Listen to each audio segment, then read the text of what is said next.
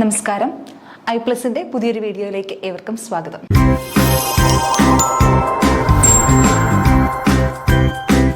നമ്മൾ set മാത്തമാറ്റിക്സിന്റെ previous questions ആണ് discuss ചെയ്തുകൊണ്ടിരിക്കുന്നത്. നമുക്ക് അടുത്തൊരു ചോദ്യത്തിലേക്ക് നോക്കാം. The trigonometric expression sin x by 1 plus cos x plus 1 plus cos x by sin x is option A 2 sin x, option B 2 cosec x, option C 2 cos x, option D 2 sec x. എളുപ്പമുള്ളൊരു question ആണ്. ഇതിനെ just simplify ചെയ്താൽ മതി. ഈ ഒരു എക്സ്പ്രഷനെ simplify ചെയ്ത് എന്താണ് ഉത്തരം എന്ന് കണ്ടുപിടിക്കാം. ഇത്രയേ ഉള്ളൂ. നമുക്ക് ആൻസറിലേക്ക് പോവാം. നമുക്ക് തന്നിരിക്കുന്ന question sin x by 1 plus cos x plus 1 plus cos x by sin x equal to നമ്മൾ സാധാ ചെയ്യുന്ന പോലെ തന്നെ ഇതിൻ്റെ ഡിനോമിനേറ്റർ വ്യത്യാസമാണ്. അപ്പോൾ ഡിനോമിനേറ്റർ സെയിം ആക്കാൻ വേണ്ടി നമ്മൾ എന്ത് ചെയ്യാം, ഇതിനെ ക്രോസ് മൾട്ടിപ്ലൈ ചെയ്യാം. ക്രോസ് മൾട്ടിപ്ലൈ ചെയ്യുമ്പോൾ നമുക്ക് ഡിനോമിനേറ്റർ എന്ത് വരും, 1 plus cos x into sin x. ന്യൂമറേറ്ററിൽ എന്ത് കിട്ടും, ന്യൂമറേറ്ററിൽ sin x into sin x sin square x plus 1 plus cos x into 1 plus cos x 1 plus cos x the whole square 1 plus cos x the whole square. Okay, which is equal to, just ന്യൂമറേറ്ററിനെ നമുക്കൊന്ന് open ചെയ്യാം. അപ്പോൾ എന്ത് വരും, sin square x plus 1 plus cos x the whole square വരുമ്പോഴത്തേക്ക് എന്താ, a plus b the whole square വെച്ചിട്ട് expand ചെയ്യുക. a plus b the whole square a square plus 2ab plus b square. അപ്പോൾ 1ന്റെ square 1 plus 2ab 2 into 1 into cos x that is equal to 2 cos x plus cos x the whole square, cos x the whole square equal to cos square x the whole divided by 1 plus cos x into sin x which is equal to, okay, sin square x plus cos square x നമ്മുടെ standard equation ആണ്. അപ്പോൾ നമുക്ക് അതിനെ ഒന്ന് ഒരുമിച്ച് എഴുതാം. sin square x plus cos square x plus ബാക്കി എന്തുണ്ട് 1 plus 2 cos x the whole divided by 1 plus cos x into sin x equal to sin square x plus cos square x 1 ആണ്. അപ്പോൾ എന്ത് വരും, 1 plus 1 plus 2 cos x by 1 plus cos x into sin x which is equal to 1 plus 1 2 2 plus 2 cos x the whole divided by 1 plus cos x into sin x.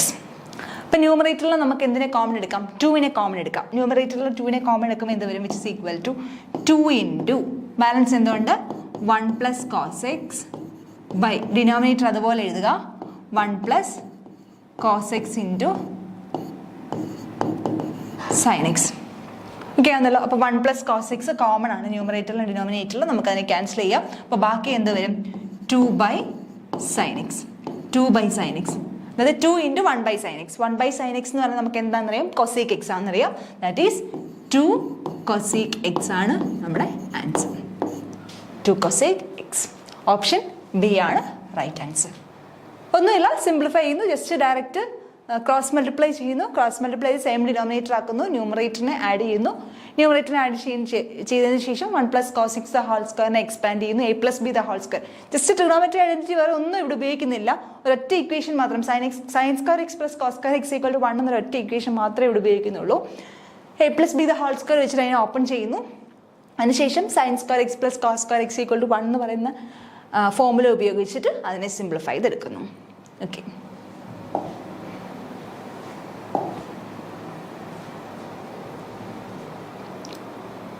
അടുത്ത question. If GCD of AB equal to D, then GCD of A by D, B by D is option A, AB by D, option B, D, option C, D square, option D, 1. നമുക്ക് അറിയാവുന്ന റിസൾട്ടാണ്, standard ആയിട്ടുള്ള റിസൾട്ടാണ് number തിയറിയിൽ പറയുന്നത്. എയുടെയും ബിയുടെയും G C D D ആണെങ്കിൽ A by D B by ഡിയുടെയും ജി സി ഡി എന്തായിരിക്കും, 1 ആയിരിക്കും. ഓക്കെ, ഓക്കെ, അടുത്ത ക്വസ്റ്റ്യനിലേക്ക് പോവാം. The last digit of 6 raised to 500 is equal to option A 0, option B 5, option C 6, option D none of this. അപ്പോൾ last digit 6 raised to 500ൻ്റെ last digit ആണ് നമ്മൾ കണ്ടുപിടിക്കുന്നത്. അപ്പോൾ നമുക്ക് കുറേ പ്രോബ്ലംസ് എല്ലായ്പ്പോഴും ഇങ്ങനത്തെ ക്വസ്റ്റ്യൻസ് ഒക്കെ കണ്ടിട്ടുണ്ട്. റിമൈൻഡർ, നേരത്തെ റിമൈൻഡറിൻ്റെ കേസ് പറഞ്ഞു, റിമൈൻഡർ കഴിഞ്ഞ ക്ലാസ്സിൽ റിമൈൻഡർ കണ്ടുപിടിക്കുന്ന പറഞ്ഞു. അതുപോലെ തന്നെ ഒരു ക്വസ്റ്റ്യൻ ആണ്, അതിൻ്റെ വേറൊരു രീതിയിലുള്ള ക്വസ്റ്റ്യൻ ആണ് ലാസ്റ്റ് ഡിജിറ്റ് കണ്ടുപിടിക്കുക.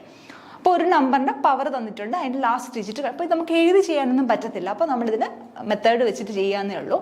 അപ്പോൾ ഇവിടെ 6ൻ്റെ കേസ് ആയതുകൊണ്ട് കുറച്ചും കൂടി എളുപ്പമാണ്. ഇത് 6 എന്ന് പറയുന്നത് സ്പെഷ്യൽ കേസാണ്. നമ്മളിതിനകത്ത് വലിയ കാൽക്കുലേഷൻ ഒന്നും പോകേണ്ട ആവശ്യമില്ല.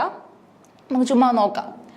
6ൻ്റെ നമ്മൾ ലാസ്റ്റ് ഡിജിറ്റ് എന്ന് പറഞ്ഞാൽ എപ്പോഴും എന്തായിരിക്കും? ലാസ്റ്റ് ഡിജിറ്റ് എന്ന് പറഞ്ഞാൽ യൂണിറ്റ് പ്ലേസിൽ എന്ത് വരുന്നു എന്നുള്ളതാണ് ലാസ്റ്റ് ഡിജിറ്റ്. നമ്മൾ നമ്പറിൻ്റെ ലാസ്റ്റ് ഡിജിറ്റ് എന്ന് പറഞ്ഞാൽ അതിൻ്റെ യൂണിറ്റ് പ്ലേസിൽ, അല്ലെങ്കിൽ വൺസിൻ്റെ സ്ഥാനത്ത് എന്താണ് വരുന്നത് എന്നാണ് ലാസ്റ്റ് ഡിജിറ്റ് കൊണ്ട് ഉദ്ദേശിക്കുന്നത്. അപ്പോൾ ഇത് നമുക്ക് എന്താ കണ്ടുപിടിക്കണ്ടേ? 6 raised to 500 congruent to dash mod 10. ഇതാണ് നമുക്ക് കണ്ടുപിടിക്കേണ്ടത്. അതായത് ഈ നമ്പറിനെ 10 കൊണ്ട് ഡിവൈഡ് ചെയ്യുമ്പോൾ എത്രയാണ് റിമൈൻഡർ വരുന്നത്? അപ്പോൾ ലാസ്റ്റ് ഡിജിറ്റ് എല്ലായ്പ്പോഴും നമ്മൾ എങ്ങനെയാണ് കണ്ടുപിടിക്കുന്നത്? യൂണിറ്റ് ഡിജിറ്റ് ആണ് ലാസ്റ്റ് ഡിജിറ്റ് എന്ന് പറയുന്നത്. യൂണിറ്റ് ഡിജിറ്റ് എങ്ങനെയാണ് കണ്ടുപിടിക്കുന്നത്? അതിനെ 10 കൊണ്ട് ഡിവൈഡ് ചെയ്യുമ്പോൾ കിട്ടുന്ന റിമൈൻഡർ. ആ റിമൈൻഡർ എവിടുത്തെ ആയിരിക്കും? വൺസിൻ്റെ പ്ലേസുകളിലായിരിക്കും. 0 മുതൽ 9 വരെ ഏതെങ്കിലും സംഖ്യ ആയിരിക്കും കിട്ടുന്നത്. ഓക്കെ, അപ്പോൾ ഇതാണ് നമ്മൾ കണ്ടുപിടിക്കുന്നത്. അപ്പം നമുക്ക് നോക്കാം. 6 എന്ന് പറയുന്നത് എല്ലായ്പ്പോഴും കോൺഗ്രുവൻറ്റ് ടു 6 mod 10 ആണ്. 6 congruent to 6 mod 10 ആണ്. അടുത്ത് നോക്കാം. 6ൻ്റെ സ്ക്വയർ എന്ന് പറഞ്ഞാൽ 36 ആണ്. 36നെ 10 കൊണ്ട് ഡിവൈഡ് ചെയ്യുമ്പോൾ റിമൈൻഡർ എത്ര? 6. It is congruent to 6 mod 10. അങ്ങനെയാണെങ്കിൽ 6 ക്യൂബ് എന്തിനാ? 6 സ്ക്വയർ കോൺഗ്രുവൻറ്റ് ടു 6 mod 10 ആണ്. അങ്ങനെയാണെങ്കിൽ 6 ക്യൂബ് എന്ന് പറഞ്ഞാൽ എന്ത് വരും? 6 into 6 സ്ക്വയർ 6 ആണ്. ഇപ്പോൾ രണ്ട് സൈഡിൽ 6 കൊണ്ട് വിളിച്ചാൽ മതിയല്ലോ. 6 into 6 mod 10, that is congruent to, that is 6 into 6 36 mod 10 congruent to again എത്രയാണ്? 6 mod 36നെ 10 കൊണ്ട് ഡിവൈഡ് ചെയ്താൽ 6. അപ്പം എക്സ് ക്യൂബും കോൺഗ്രുവൻറ്റ് ടു എന്താണ്? 6 mod 10 തന്നെ കിട്ടി. എക്സ് റേസ് ടു 4ഉം എന്തായിരിക്കും? പറഞ്ഞു നോക്കിയേ. എക്സ് റേസ് ടു 4 കോൺഗ്രുവൻറ്റ് എന്ത് തന്നെ ആയിരിക്കും? 6 mod 10 തന്നെ ആയിരിക്കും. എക്സ് റേസ് ടു 5 എന്തായിരിക്കും? കോൺഗ്രുവൻറ്റ് ടു 6 mod 10 ആയിരിക്കും. അപ്പം 6 റേസ് ടു ഏത് പവർ ആയാലും കോൺഗ്രുവൻറ്റ് ടു 6 mod 10 ആയിരിക്കും. അത് നോക്കിയാൽ മതി. 6ൻ്റെ ഏതൊരു പവറിൻ്റെ ലാസ്റ്റ് ഡിജിറ്റ് എന്തായിരിക്കും? 6 തന്നെ ആയിരിക്കും. അങ്ങനെയാണെങ്കിൽ നമ്മുടെ ആൻസർ എന്ത് വരും? സി വരും. അപ്പോൾ നമുക്ക് 6 പവറിൻ്റെ ലാസ്റ്റ് ഡിജിറ്റാണ് ചോദിക്കുന്നതെങ്കിൽ വലിയ കാൽക്കുലേഷനൊന്നും ആവശ്യമില്ല. അത് എല്ലായ്പ്പോഴും എന്ത് തന്നെ ആയിരിക്കും? 6 തന്നെ ആയിരിക്കും.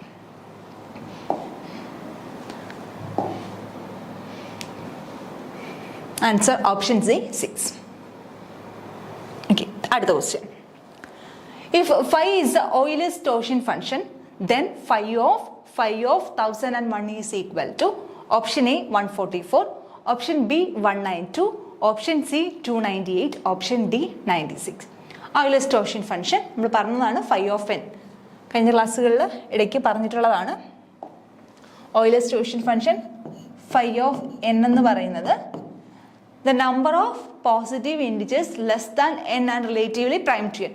എന്നിനേക്കാളും താഴെയുള്ളതും എന്നിനോട് റിലേറ്റീവ്ലി പ്രൈം ആയിട്ടുള്ള ഇൻഡിജേഴ്സ് എത്ര എണ്ണം ഉണ്ട് എന്നുള്ളതാണ് ഓയിലേഴ്സ് ടോർഷൻ ഫംഗ്ഷൻ ഫൈ ഓഫ് എൻ കൊണ്ട് ഉദ്ദേശിക്കുന്നത്. എൻ എന്ന് പറഞ്ഞാൽ നമ്മൾ പ്രൈം ഫാക്ടറൈസ് ചെയ്ത് n equal to p1 raise to n1, p2 raise to n2, etcetera pk raise to nk എന്നാണ് നമ്മൾ പ്രൈം ഫാക്ടറൈസ് ചെയ്യുന്നതെങ്കിൽ ഫൈ ഓഫ് എൻ എന്ത് വരും? n into 1 minus 1 by p1 into 1 minus 1 by p2 into etcetera into 1 minus 1 by pk. അപ്പോൾ ആദ്യം നമുക്ക് എന്ത് ചെയ്യണം? ഫൈ ഓഫ് നമുക്കിവിടെ കണ്ടുപിടിക്കേണ്ടത് ഫൈ ഓഫ് 1001 ആണ് നമുക്ക് കണ്ടുപിടിക്കേണ്ടത്. അപ്പോൾ ആദ്യം നമുക്ക് എന്ത് കണ്ടുപിടിക്കുക? ഫൈ ഓഫ് 1001 കണ്ടുപിടിക്കുക.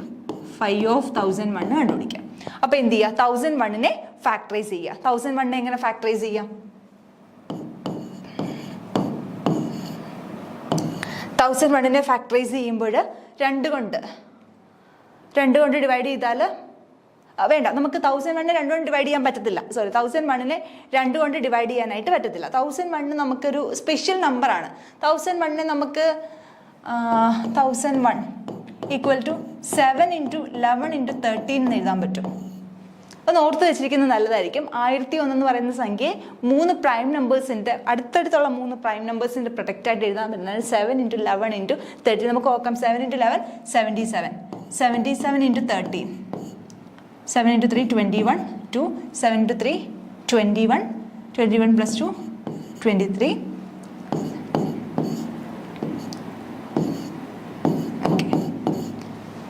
അപ്പോൾ 1001 നമുക്ക് എങ്ങനെ എഴുതാൻ പറ്റും? ഈ 3 പ്രൈം നമ്പർ അടുത്തടുത്തുള്ള 3 പ്രൈം നമ്പേഴ്സിൻ്റെ പ്രൊട്ടക്റ്റായിട്ട് എഴുതാനായിട്ട് പറ്റും.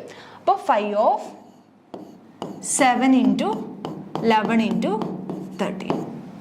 ഓക്കെ, ഇനി വേറെ റിസൾട്ട് ഉള്ളത് 5 എന്നൊരു പ്രൈം, ഒരു 5 ഒരു പ്രൈം ആണെങ്കിൽ നമുക്കിതിനെ എങ്ങനെ സ്പ്ലിറ്റ് ചെയ്യാനായിട്ട് പറ്റും? 5/7 ഇതിനെ നമുക്ക് വീണ്ടും സ്പ്ലിറ്റ് ചെയ്യാനായിട്ട്. 7ഉം 11ഉം 13ഉം എല്ലാം പ്രൈം നമ്പേഴ്സാണ്. അപ്പോൾ ഇതിനെ എങ്ങനെ സ്പ്ലിറ്റ് ചെയ്യാൻ പറ്റും? 5/7 × 5/11 × 5/13. അതൊരു റിസൾട്ടാണ്. 5/AB = 5/A × 5/B if GCD of AB = 1. എയും ബിയും റിലേറ്റീവ്ലി പ്രൈം ആണെങ്കിൽ 5/AB എന്ന് പറയുന്നത് അതിൻ്റെ പ്രൊഡക്റ്റിൻ്റെ ഓയിലസ് ടോർഷൻ ഫംഗ്ഷൻ എന്ന് പറയുന്നത് ഓരോന്നിൻ്റെയും ടോർഷൻ ഫംഗ്ഷനെ മൾട്ടിപ്ലൈ ചെയ്യുന്നത്. അതായത് 5/AB എന്ന് പറയുന്നത് 5/A × 5/B ആയിരിക്കും എപ്പോഴും എയും ബിയും റിലേറ്റീവ്ലി പ്രൈം ആണെങ്കിൽ. ഇവിടെ നോക്കി 7ഉം 11ഉം 13ആണ്. അത് 3ഉം അങ്ങോട്ടും ഇങ്ങോട്ടും റിലേറ്റീവ്ലി പ്രൈമാണ്. കാരണം എന്താ? ഇത് 3ഉം പ്രൈം നമ്പേഴ്സാണ്. അപ്പോൾ എല്ലാം അങ്ങോട്ടും ഇങ്ങോട്ടും പ്രൈം ആയിരിക്കും. അപ്പോൾ ഇത് നമുക്ക് പ്രൊഡക്റ്റായിട്ട് എഴുതാനായിട്ട് പറ്റും. ഇനി വീണ്ടും ഇത് ഇക്വേഷൻ ഒന്നും ഉപയോഗിച്ച് കണ്ടുപിടിക്കേണ്ട ആവശ്യം ഇവിടെ ഇല്ല. കാരണം 5/7 5/P ഒരു പ്രൈം ആണെങ്കിൽ, P ഒരു പ്രൈം ആണെങ്കിൽ 5/P എന്ന് പറയുന്നത് if P is A prime, if P is A prime, P ഒരു പ്രൈം ആണെങ്കിൽ 5/P എന്ന് പറയുന്നത് P - 1 ആയിരിക്കും. P ഒരു പ്രൈം ആണെങ്കിൽ 5/P അതിൻ്റെ ഓയിലസ് ടോർഷൻ ഫംഗ്ഷൻ എന്നത് P - 1 ആയിരിക്കും. അപ്പോൾ ഇവിടെ 7 പ്രൈം ആണ്. അതുകൊണ്ട് തന്നെ 5/7 എനിക്ക് എങ്ങനെ എഴുതാൻ പറ്റും? 6 × 5/11 എനിക്ക് എങ്ങനെ എഴുതാൻ പറ്റും? 10, 11 - 1 10 × 5/13 എനിക്ക് എങ്ങനെ എഴുതാൻ പറ്റും? 12, which is equal to 60 × 12 720. അപ്പോൾ എന്ത് കിട്ടി? 5/1001 = 720 എന്ന് കിട്ടി. ഓക്കെ, കഴിഞ്ഞില്ല. നമ്മുടെ ക്വസ്റ്റ്യൻ എന്താണ്? 5/1001 ആണ് കിട്ടേണ്ടത്. അപ്പോൾ നമുക്ക് എന്ത് കിട്ടി? 5/1001 എന്ന് പറയുന്നത് 720 ആണെന്ന് കിട്ടി. അപ്പം ഇനി നമുക്കിനി എന്ത് കണ്ടുപിടിക്കണം? 5/1001 കണ്ടുപിടിക്കണം, which is equal to 5/720, which is equal to, ഇനി എന്ത് ചെയ്യാം? 720 ഫാക്ടറൈസ് ചെയ്യാം. 720 ഫാക്ടറൈസ് ചെയ്യുമ്പം 2 കൊണ്ട് ചെയ്താൽ 360, എഗെയിൻ 2 കൊണ്ട് ഡിവൈഡ് ചെയ്താൽ 180, എഗെയിൻ 2 കൊണ്ട് ചെയ്യാൻ പറ്റും 90, 2 കൊണ്ട് ചെയ്യാൻ പറ്റും 45, 45നെ എനിക്ക് 5 കൊണ്ട് ചെയ്യാൻ പറ്റും. 5 × 9 45, 9നെ വീണ്ടും 3 × 3 എന്ന് എഴുതാൻ പറ്റും. ഓക്കെ, അപ്പോൾ 720 എനിക്ക് എങ്ങനെ എഴുതാൻ പറ്റും? 720 = 2⁴ × 3² × 5⁴. 2⁴ × 3² × 5⁴. അപ്പോൾ 5/720 എന്ത് വരും? 5/720 = 720 ×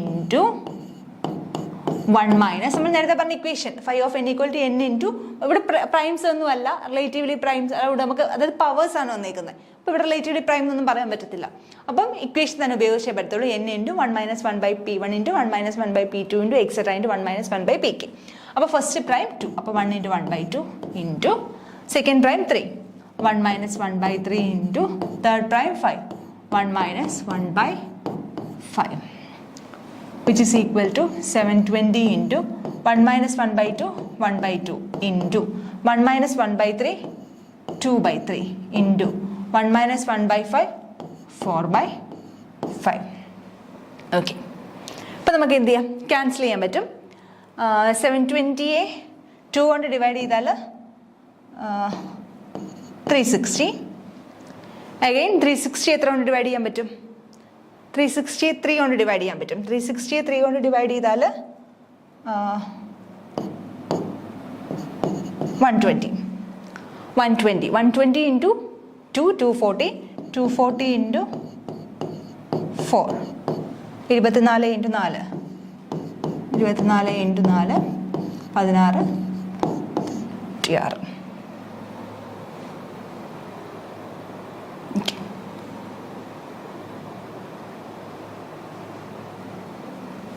By 5.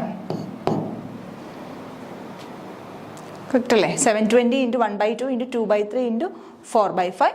720 1/2 കൊണ്ട് ക്യാൻസൽ ചെയ്യുമ്പോൾ 720 ഡിവൈഡഡ് ബൈ 2 360.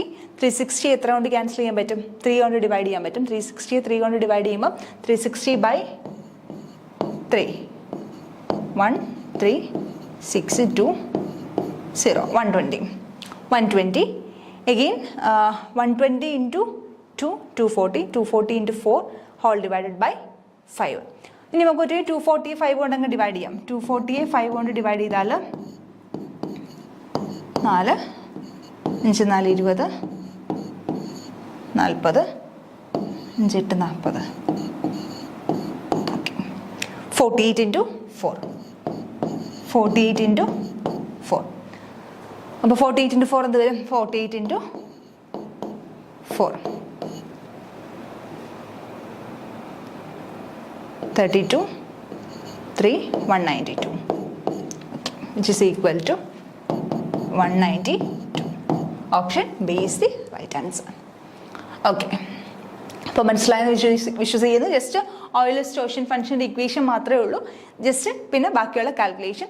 ആദ്യം 5 of 1001 കണ്ടുപിടിക്കുമ്പോൾ 1001 എന്ന് പറഞ്ഞ സംഖ്യ ഒന്ന് ഓർത്തിരിക്കുക. 7 into 11 into 13. അടുത്തടുത്തോളം 3 പ്രൈം നമ്പേഴ്സിൻ്റെ പ്രൊഡക്റ്റ് ആണ്. 7 into 11 into 13 ആണ്.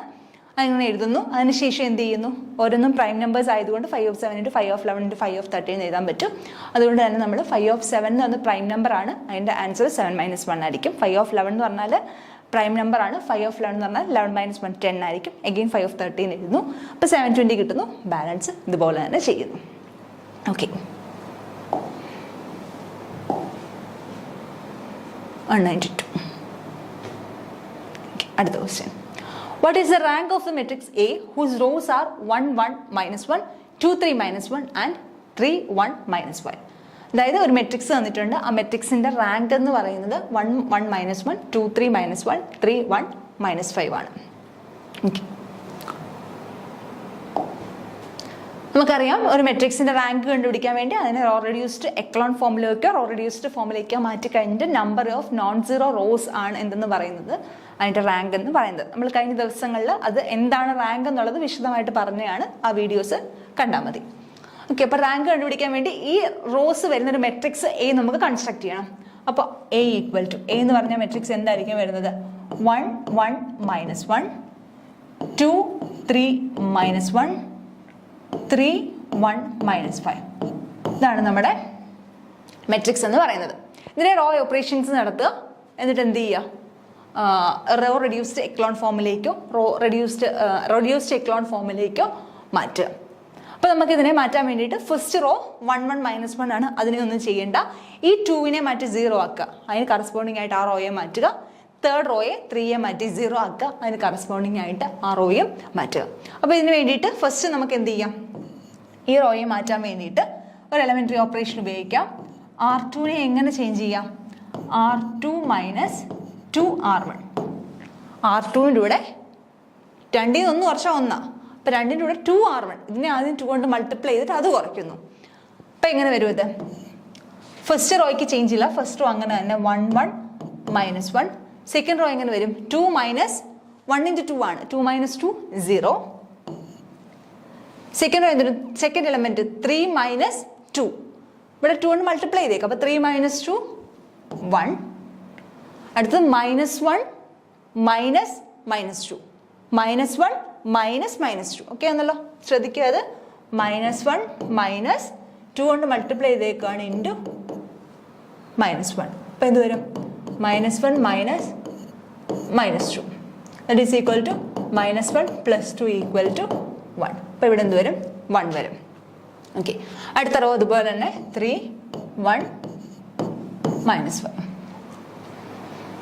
ഇനി എന്ത് ചെയ്യുക, ഈ തേർഡ് റോയിലെ എലമെന്റ്സിനെ ഈ പൊസിഷനിൽ 3നെ ആദ്യം 0 ആക്കുക, അതിനുശേഷം സെക്കൻഡ് പൊസിഷനിലുള്ളതിനെയും 0 ആക്കണം. അപ്പോൾ 3നെ 0 ആക്കാൻ വേണ്ടിയിട്ട് 3നെ എന്ത് ചെയ്യാം, R3നെ R1ൽ നിന്ന് കുറയ്ക്കാം. R3നെ R1ൽ നിന്ന് കുറയ്ക്കുമ്പോൾ അവിടെ 1 ആണ് കിടക്കുന്നത്. അപ്പോൾ 3 R1ൽ നിന്ന് കുറയ്ക്കാം. അപ്പോൾ ഇതെങ്ങനെ മാറും? എന്ത് ഓപ്പറേഷൻ കൊടുക്കാം? R3 changes to R3 minus 3R1. 3R1 കുറയ്ക്കാം. 3R1 കുറയ്ക്കുമ്പോൾ എന്ത് വരും? 1 1 മൈനസ് 1 0 1 1 3 മൈനസ് 3 1 ഇൻറ്റു 3 3 അല്ലേ? 3 മൈനസ് 3 0. നെക്സ്റ്റ് എന്താ? 1 മൈനസ് 3 1 മൈനസ് 3 ആകുമ്പോഴത്തേക്ക് എന്ത് വരും? മൈനസ് 2. 1 minus 3 minus 2. അടുത്ത എലമെന്റ് എന്ത് വരും?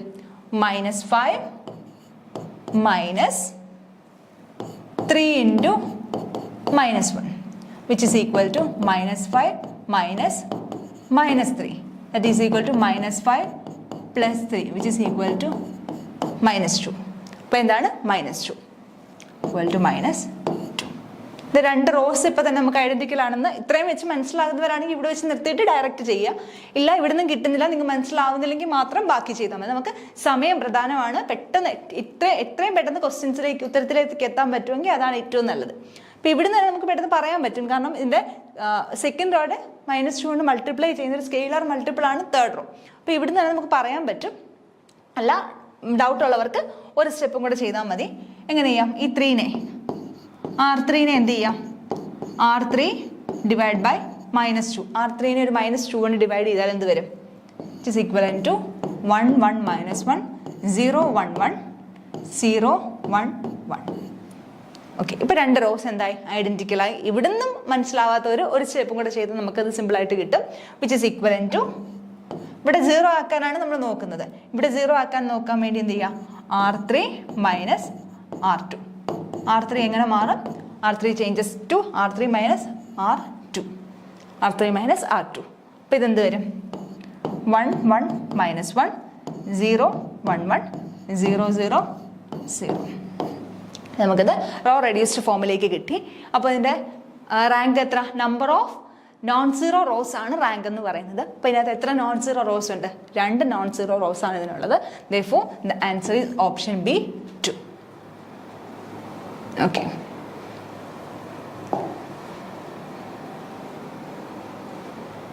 Option B 2. അടുത്ത ക്വസ്റ്റ്യൻ പ്രോബബിലിറ്റി ആയിട്ട് ബന്ധപ്പെട്ടൊരു ക്വസ്റ്റ്യൻ ആണ്. പ്രോബബിലിറ്റി ആയിട്ട് ഇങ്ങനത്തുള്ള ക്വസ്റ്റ്യൻസ് സർക്കുലർ പെർമ്യൂട്ടേഷൻ്റെ ക്വസ്റ്റ്യൻസ് ആണ്, വരാൻ സാധ്യതയുള്ളതാണ്. In how many ways can 3 red and 5 blue chairs be kept around a circular table if no 2 red chairs come together?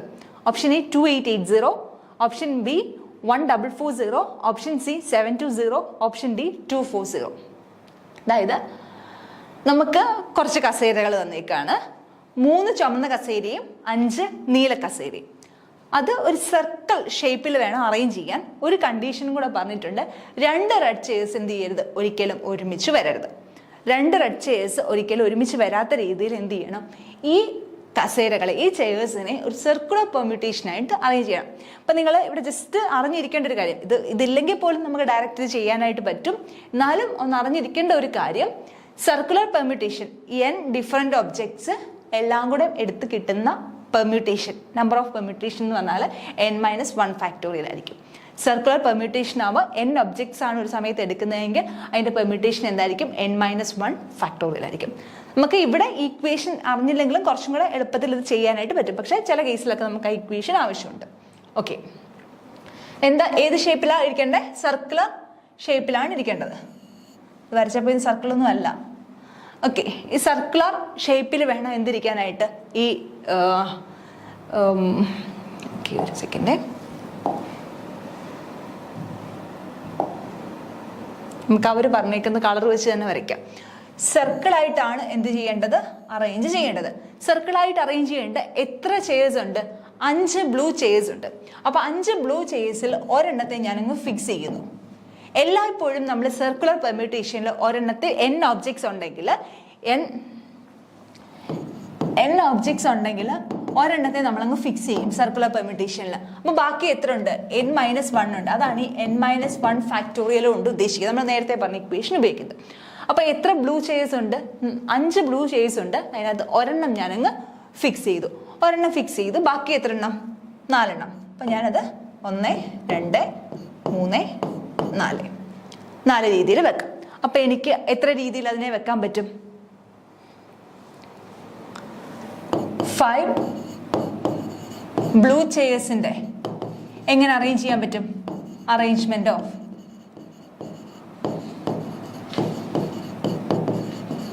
Arrangement of 5 blue chairs എങ്ങനെ വെക്കാൻ പറ്റും? ഒരെണ്ണത്തെ fix ചെയ്തു. ഇത് fixed ആണ്. ഇതിനെ ഫിക്സ് ചെയ്തു. ബാക്കി എത്ര ഉണ്ട്? 4 ഉണ്ട്. അപ്പൊ എത്ര?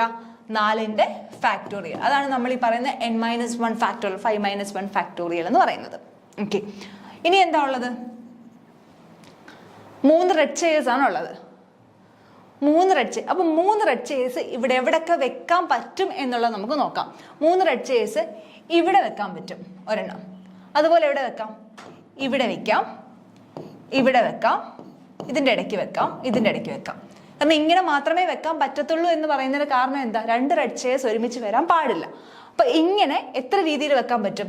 1 2 3 4 5 രീതിയിൽ എന്ത് ചെയ്യാൻ പറ്റും? എനിക്ക് റെഡ് ചെയേഴ്സിനെ വെക്കാൻ പറ്റും. അപ്പോൾ അറേഞ്ച്മെന്റ് ഓഫ്